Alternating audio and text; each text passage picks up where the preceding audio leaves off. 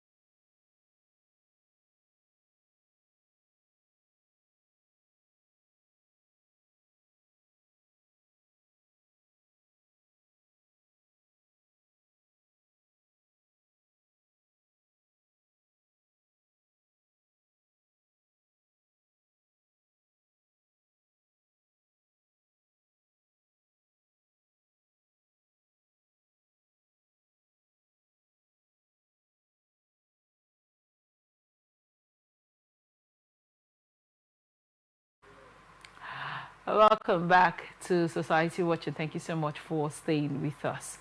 Here to dive into this report with me in the studio and joining via Zoom is Kolawole Adedire, he's a public affairs analyst. We're so glad to have you join us today, sir. Glad to be here. Let's go right into our reports. A Nigerian Army officer, Lieutenant Samson Haruna, has died from severe burn injuries after his wife allegedly set him on fire during a violent domestic dispute at Wellington Basi Barracks, Ibagwa, Abak local government area of Akwa Ibom State. The incident occurred on September 22, 2025. Haruna, a regimental medical officer with the Army's 6th Battalion, reportedly had a heated argument with his wife, Mrs. Samson Haruna, which spiraled into a deadly confrontation. According to reports shared by counter-insurgency expert Zagazola Makama, the suspects allegedly doused the officer with petrol and set him ablaze. He was rushed to the military medical unit before being transferred to the University of Uyo Teaching Hospital, where he later died from his injuries despite intensive efforts to save him. The suspect has been arrested and is currently in custody as investigations continue. The shocking incident, as it were, has reignited public conversations about domestic violence, anger management, and mental health support within military families, an often overlooked issue in Nigeria's security architecture. I mean, Mr. Kola, let's get your thoughts on this report. It's another sad story about when I say failed marriage or failed marriages, because before they get to this extent, obviously there must have been like some outlying issues between them, right? Because I don't know what sort of argument would lead to any party setting the other party on fire. I mean, for someone you claim to love, claim to have married, are going to share life with, right? Yeah. So I feel to understand what could have went wrong. It doesn't mean these things could happen, but the way that this is happening nowadays, just to show that marriages are not built with good foundation. And when I say foundation, I'm talking about how much or how well people know their partners, right? Because I mean, for someone to do this, it's probably a thing of anger, poor anger management, and then anger management aside, we can't fail to remove the aspect of mental instability, because it's one thing to be angry and attack someone physically or throw things at someone. It's another thing to be angry and set someone ablaze, literally trying to kill the person. So I don't know where we are headed towards, in our society now, but the rate at which people take the lives of other people, even in marriages, is becoming scary. It's almost as if everybody is. It's almost as if chaos is in the air that we breathe nowadays. Because if you are not seeing something like this happening, it's either siblings or parents and kids, and it's such a sad reality that we are seeing in this world. Right. Now, from this angle of domestic violence, as it were, for a while, there's been a call that, how do we curb this? How do we tame this? When you look at it, like I said, a report we took on the show yesterday talked about the man that had, killed his girlfriend. He's a married man, but he killed his girlfriend for having an affair. Right. He went ahead, saw her with the man in the apartment that he'd rented the lady, and he went out to a bar, got drunk, came back with the full intention to commit murder. Right. Do you think that we actually talk about this domestic violence thing enough? Do you think that, the crime, as it were, when you talked about mental health, right, do you think that they do not know, or they are not sure of what this, intense anger can cause when they carry it out? Do you think we talk about it enough as a people in society when we're talking about marriages, given that, especially in a country like Nigeria, where, in some sects, for Christianity, for example, people go through this, whole marriage counseling. When you're trying to get married with the courts also, there is this time frame that needs to be given for notice before you guys actually sit down and decide that this is what you want to do. Do you think that, any of these systems already on ground is working, and we still have this rise in these cases? Well, I can say for a fact that these systems are working on that, but from the results, the reports we get every now and then, it's obvious that we are not doing something right. And just like you rightly analyze and ask, do you think we are talking about these things enough? I don't think so. I don't think we are. We live in a world where some might say it's a man's world, in quotes, where even the religion, societal norms are leaning towards the favor of men. And it's such a sad thing to think that even at this age and era, we are still talking about one party being I know it's a full blown discussion for another day, when it comes to patriarchy and the patriarchal system that we exist in. But right, for example, the reason why I'm going towards the direction is this body, these organizations, All right. these spaces that are meant to talk about these things, or in quotes that are in the best place to talk about these things, the society as a whole, our culture, our religion, it's always going to lean more towards men and preaching to the women to endure, to be subjugated negatively, permit me to use that word. And I remember reading stories of books about marriages and how to exist in a happy home. And people that are in marriages will go ahead and tell you things like marriage is nice, but there's a point where you'll be close to your partner where you won't really see all these gray areas of submitting and whatnot because there's love, in the whole mix. There's respect, there's care, genuine care, and all of that. But you find out that people go into relationships or into marriages nowadays because they want to feel like a man, in quotes. You know, So in some cases, do you it's not think in all cases do that you think men are always this is this uh, way because because people are marrying for the wrong reasons? Do you think that is why?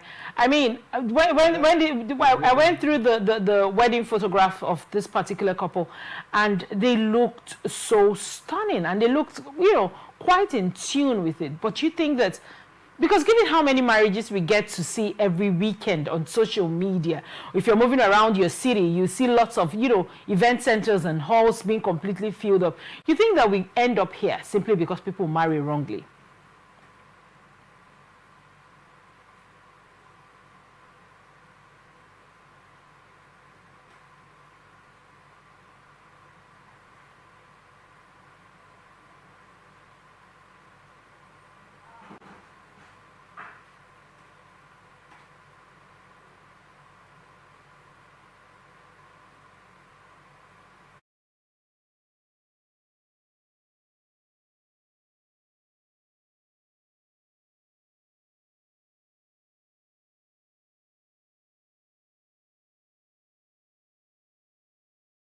I think we end up here simply because people marry wrongly. yeah, basically that's part of it. The reason why I went into talking about society and religion because those important organizations do not help in terms of preaching what matters, with love, in terms marriages rather, which encapsulate love, even if it's abstract. Yes, even it supersedes just love. We have to talk about temperament, anger management, communication, understanding. These things are what makes up good foundations of marriage. We're talking about seeing pictures. I don't know, am I still audible? Right, you are. Yeah. We're talking about seeing the pictures of these couples and they look very, very happy. In most cases, in all cases, rather, marriage or the marriage ceremony is just a ceremony, right? It's not even marriage, wedding ceremony, right? It's just a ceremony. The marriage is what happens after the ceremony. So the ceremonies can be just a facade, or even if it's not a facade, it's just what it is. It's just a ceremony. What matters is what comes afterwards. And some people just go ahead and this person is beautiful, or this man is handsome, or is rich, or this lady is looking, or sounds good, but fail to understand, the kind of mindset that person is working with. Fails to understand if this man gets angry easily. Fails to understand if this woman gets angry easily. Look at look beyond just the physical things, look beyond just love, and then decide within yourself if this is what you want to get into. Because at the end of the day, you find out that people get into relationships, into marriages, and then you'll be like, oh, I didn't know this person was like this. For some, that's when the parents begin to tell you, oh, it's like that, just manage it, manage it, manage it.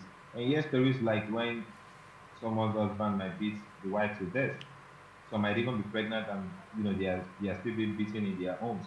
And you hear rare occasions like this as well, where it's the woman that is being violent and you know, sadly things like this happen. So it's all about the concept of marriage. Is that it would be nice if these organizations are not being sentimental or patriarchal in preaching or talking about these things. We should try to lean towards more towards partnerships as marriages. I think I've thought about marriages in the past. If we treat marriages more like a partnership, a business partnership where everybody wins, right? I feel like if you crown that up with love, which is of course abstract, you know, whichever shade of it that you can offer, I think it will make more sense than when we all just try to want to undermine these Right. things, like all these little things that I mentioned earlier. So, but you think these situations can also occur in partnerships? Yes, it can, but I mean, just like you have a deal with a business, right, or with a company, or you sign a contract with a company. I mean, it will take quite a lot for you to now start beating yourselves up because I mean, everything is signed. There's an agreement. When something happens, there's a legal and backlash and all of that. Just painting a picture. So when marriage is more like a partnership with love, everybody kind of. I mean, of course, you guys love yourselves already, but then again, you respect yourself, which is what you give in a partnership as well. So I feel like if people understand that as what marriage is, people would learn to be much more proactive rather than reactive with things. I mean, because you're a married man and you are cheating, right? Then you caught your girlfriend cheating on you, and you kill that because of that. It makes no sense, right? But that's the world we live in now. People just want to react to things and fail to look beyond, that anger or that pain in that particular moment. There are some things you just walk away from, and I mean, life goes on at the end of the Right. day. Absolutely. You don't have to react or take someone's life because of these things. Thank you so much for your insight on that report. Horrifying case of incest has been uncovered in Utulu community, Delta State, where a man allegedly impregnated his biological daughter and is now on the run. The disturbing case was revealed by Harrison Gashamu, founder of the Behind Bars Human Rights Foundation, who confirmed that the young survivor is currently safe and receiving shelter, medical care, and psychosocial support from the foundation. Gasharmo emphasized that incest is both a moral and legal crime, urging the Delta State Police Command to immediately arrest and prosecute the suspect. Under Nigerian law, incest is a criminal offense punishable by up to 7 years imprisonment. If the victim is under 18, the offense escalates to defilement or rape, carrying a life imprisonment sentence. The foundation has appealed to the public for medical, legal, and material assistance for the survivor and her unborn child. The case has once again drawn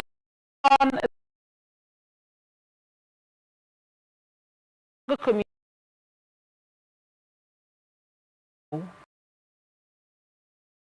find his daughter attractive enough to have coitus with her to the tune of impregnating her. Let's talk about it. What are your thoughts on this report?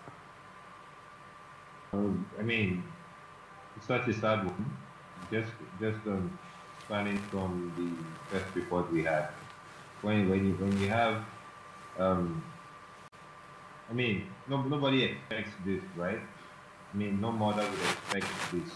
But Right. when you have a marriage built on bad foundation, where you don't really know the kind of person you're living with, that is where, you know, um, the family to come, which when I say family, when you begin to have kids, that's when things like this are prone to happening, right?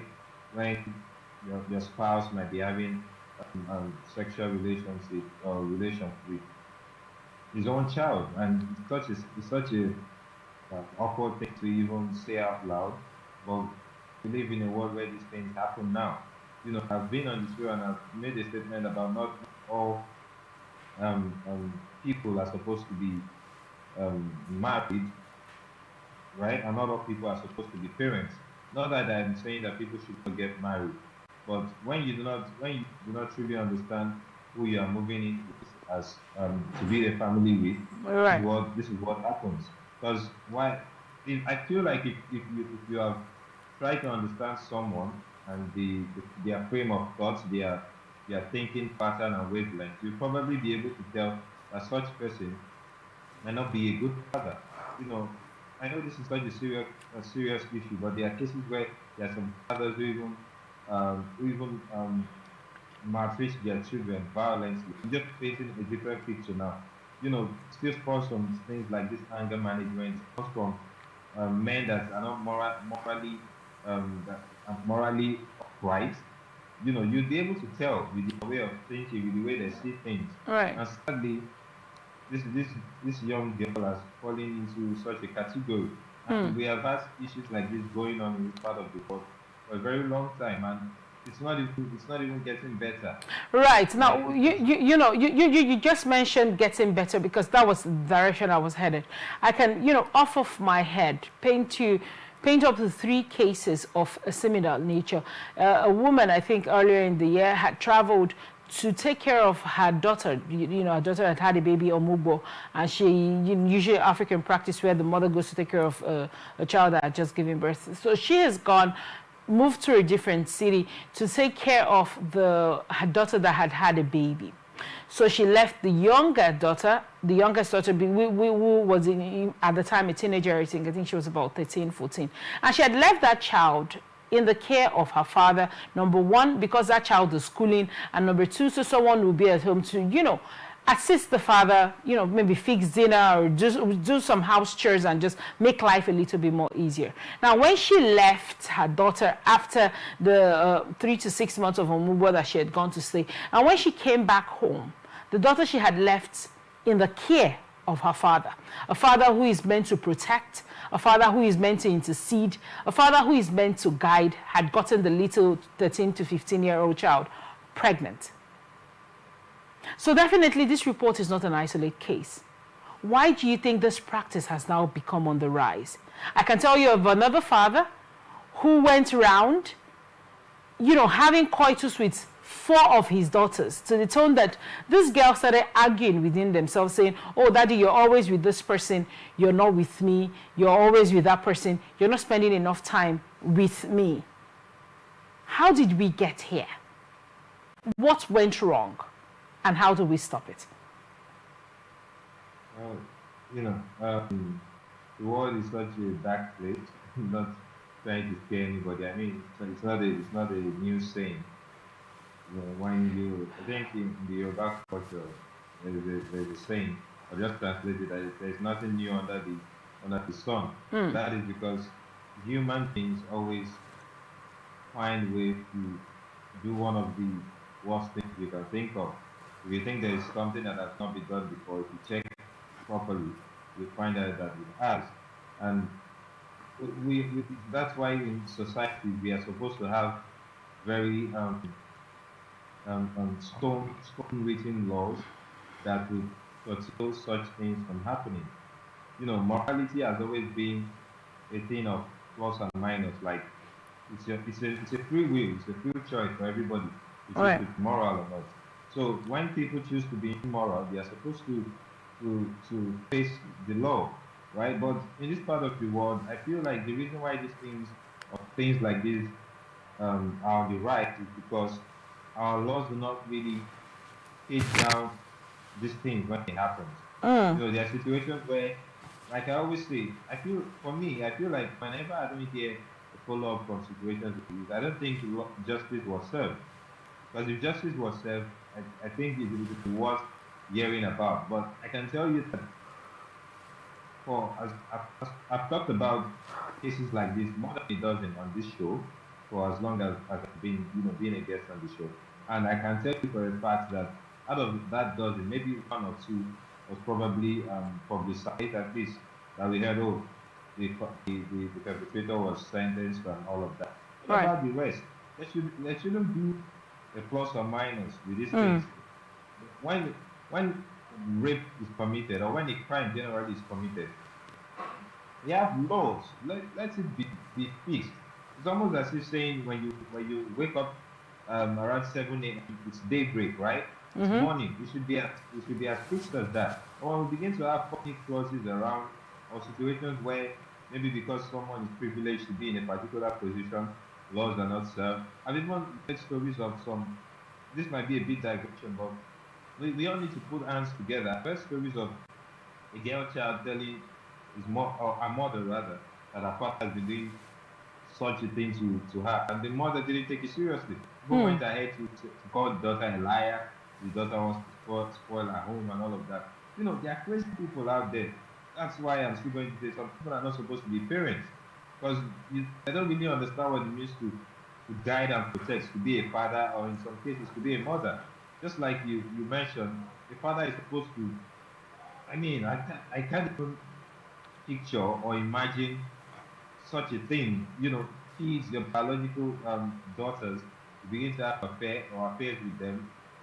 It just goes to show that immorality is on the rise, and we as a society, we are supposed to ensure that the law is as rigid as it should, and other organizations as well.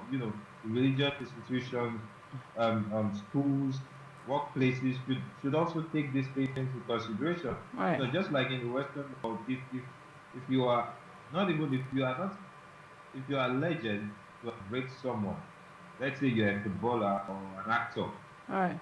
right? And it's just a rumor that you raped an underage. They will not even wait for you to prove yourself innocent. I know it's in some cases, there are cases where the man might be exonerated in the end, right? But the fact remains that they take it that seriously that they won't even wait for you to begin to analyze or defend. At that point in time, you most likely lose most of your partnerships and business deals, because Right. it is not taken lightly. So that is what the society is supposed to be like in this part of the world. When something is wrong, religious institutions, um, um, workplaces should push against it. I know of a colleague that works with an international organization. I think one of his colleague beat up his wife, domestic violence, right? And the wife, after enduring for a while, he was beaten her up. She reported to the organization where he worked, and he was sacked immediately. And Wow. funny enough, the organization offered the woman a job. I mean, it's some might say there are some crazy people out there that will feel like, oh, why would she make the husband lose everything and all that bull? I don't, you know.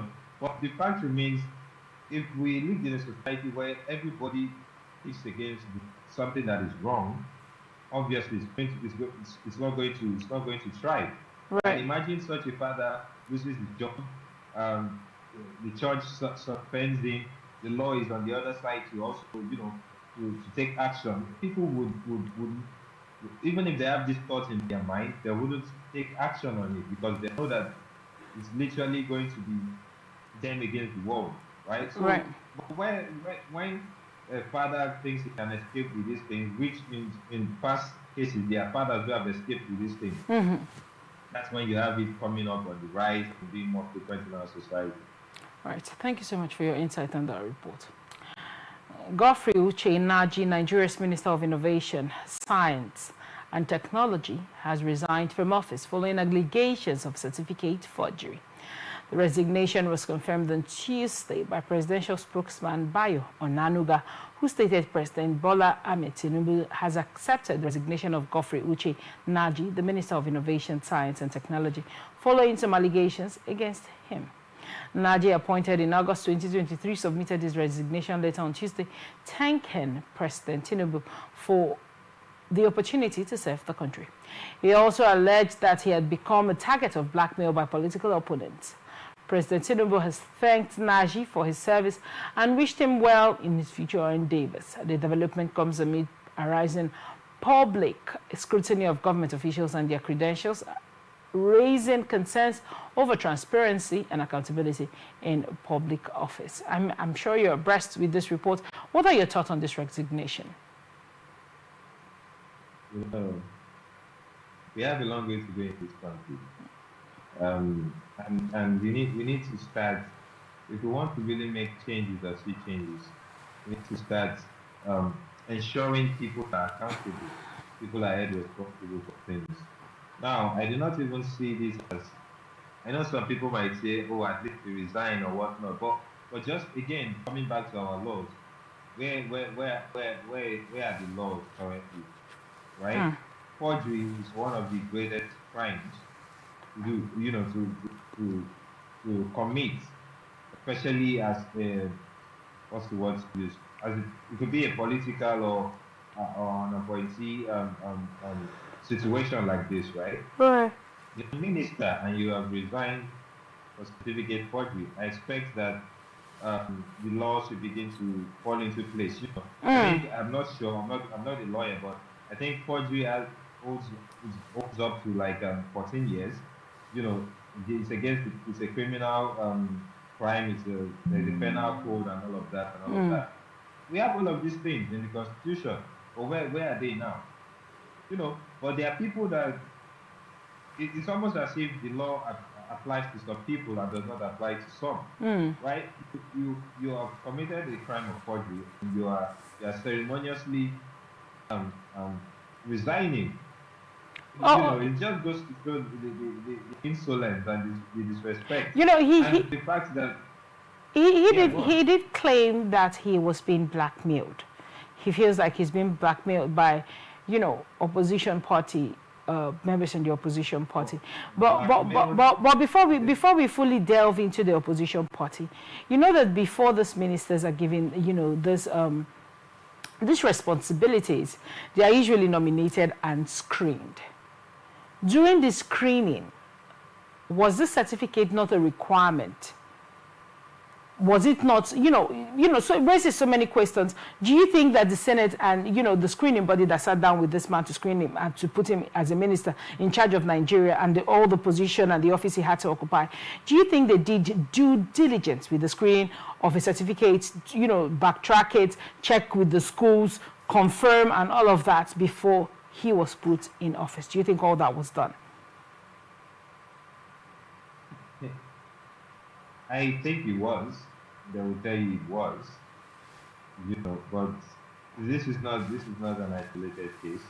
I mean, even there was a time when the former president was still on seat. I think we had a similar report around that period about white results not being original. People went that even proved that it wasn't. And I mean, that didn't fly. That is what is happening in our society. These things are not really taken into consideration.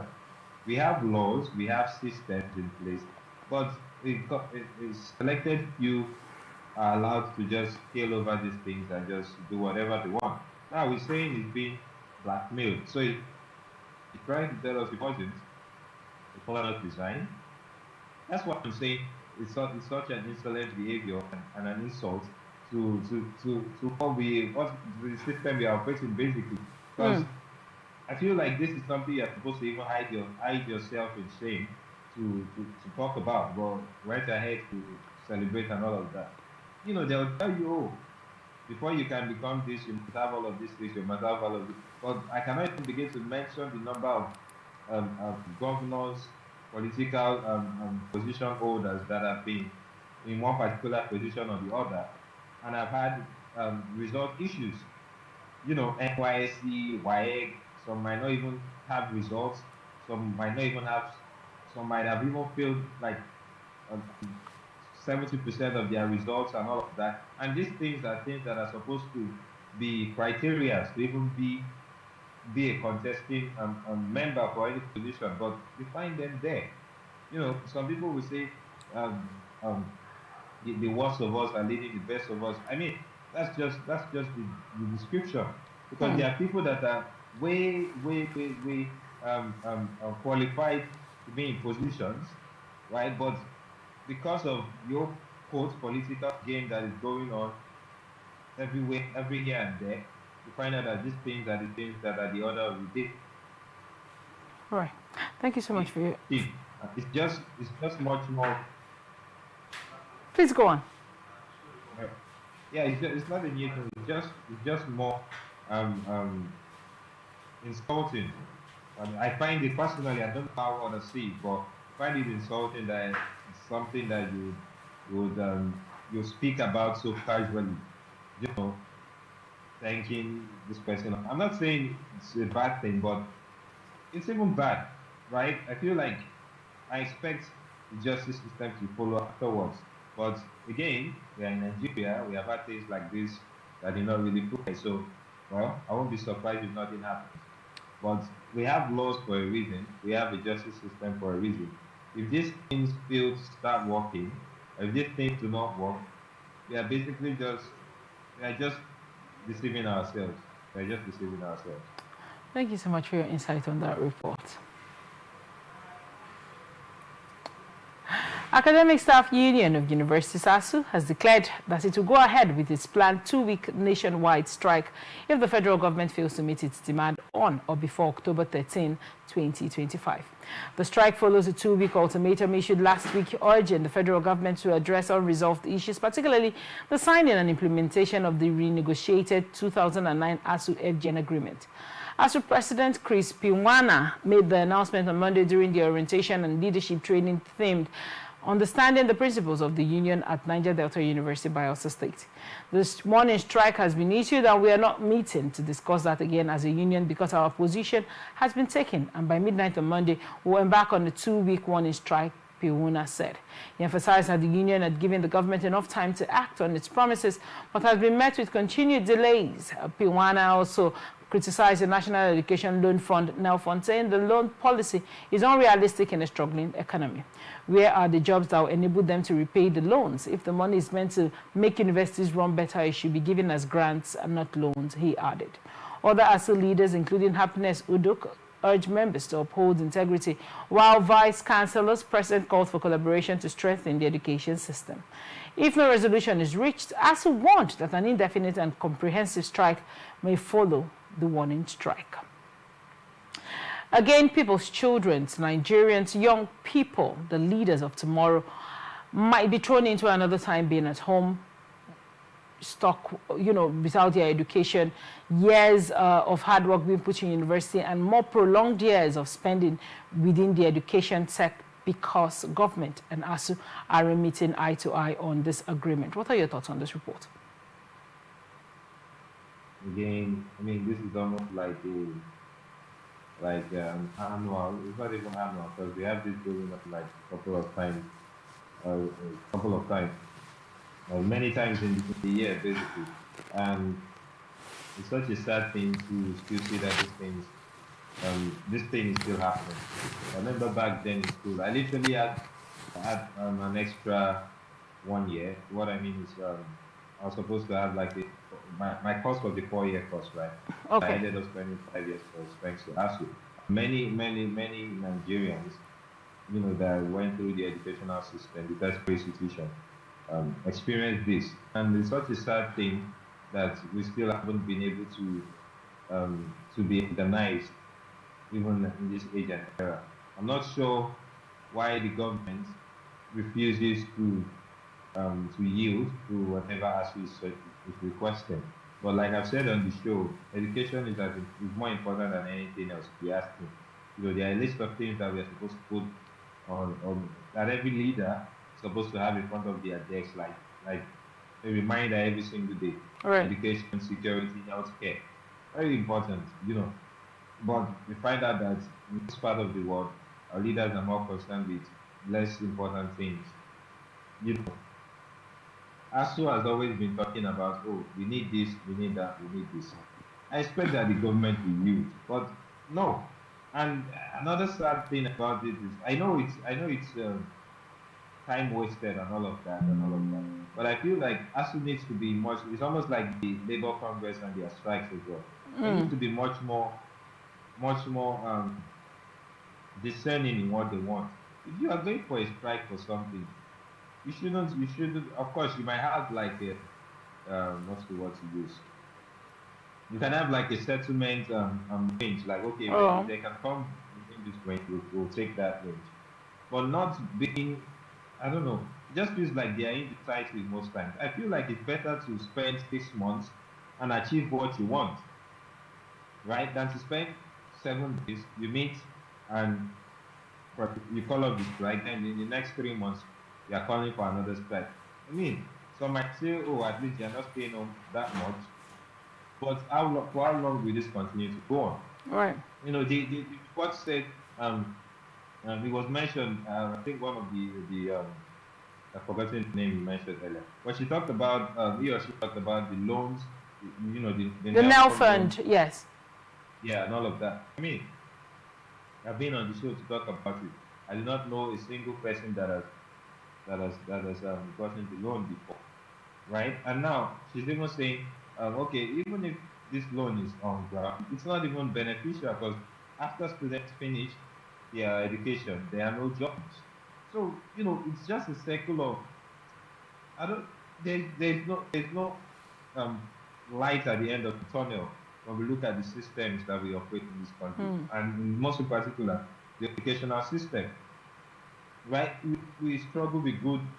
I think there was this we talked about some schools don't have ceilings. Some lecturers are underpaid. Most lecturers are underpaid. Most professors are underpaid. When they even finish this, or students finish schooling, they are thrown into the society with no jobs. And then you expect that there will be no crime. You expect that there will be no kidnapping. There will be no highway robbery. These are the things that, I mean, for every reaction, right? For every action, there's the reaction. Right. And we are failing it at every point. I saw a news this morning. The president is taking almost $3 billion worth of loan, right? I remember some weeks ago, supposedly we were told we have been loaned. What's the word? Forgotten the word they use in economics. But basically, we have settled all our loans only to borrow again. We just keep living in a cycle of confusion and mismanagement and unaccountability. We need to be accountable. The NEL fund we are talking about, where are the monies? Where are the students that are benefiting from these things? ASU, why are too many questions that we are trying to ask? Some might say we are not asking, but where our leaders do not even answer us because they don't think they are accountable to us. And ASU, I'm not sure the politics that is going on. Like I said, maybe some selected few think this thing is like a quick money scheme. Because I like to believe they have some sort of discussion and some sort Right. of agreement. So I don't know what happens. Is it that they do not receive any financial agreement, or maybe the requests are not granted because By the right. report, you find out that this request by ASU was made since 2009. We are in I mean, they 2025 have been asking for the same thing for the same over thing. decades. Makes no sense. It makes no sense. We need leaders that will take these things more seriously. And I think people need to speak. It's not just students now. People need to speak more about these things more. Right. Parents need to. I know people.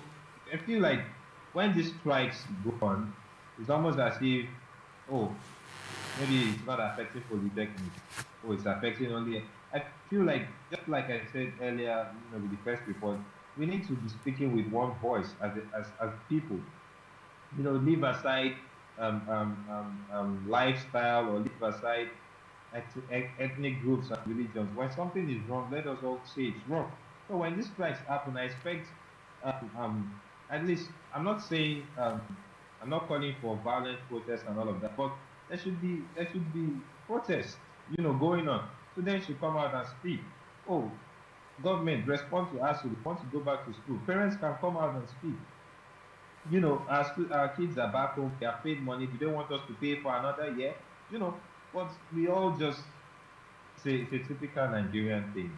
So I'm not going to act like I don't understand, right? Where we are just living and striving to make ends meet and just see the next day. But we need to start thinking more. We need to start seeing this thing more broadly. We need to start holding our leaders accountable. Right. You know, until then, we'll keep living in this cycle of never ending.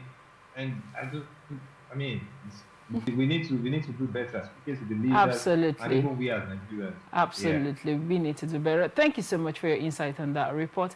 And this is where we wrap it up on this episode of Atlantic Society Watch. Thank you, Kolawole Adejire, for coming on the show. Thank you. Thank you for having me. We are open for sponsorship of this program, jingles and advert placements, news and events, coverage, personality, society and political interviews, product service promotion and commercials. Watch us live on www.atlanticnetwork.tv. We're also on Avo TV channel 205, Limex TV platform, Ifestech platform, Apple TV, Ninja TV and Iroko TV. Connect with us on all our social media channels. On Facebook and YouTube, Atlantic Television Network. On Instagram and TikTok, Atlantic TV Network 1. We're on X on Atlantic TV Net. Remember that peace and unity are the pathways to progress. Thank you so much for watching. My name is Ataria Benjamin. Stay with us. Up next is International Tidbits.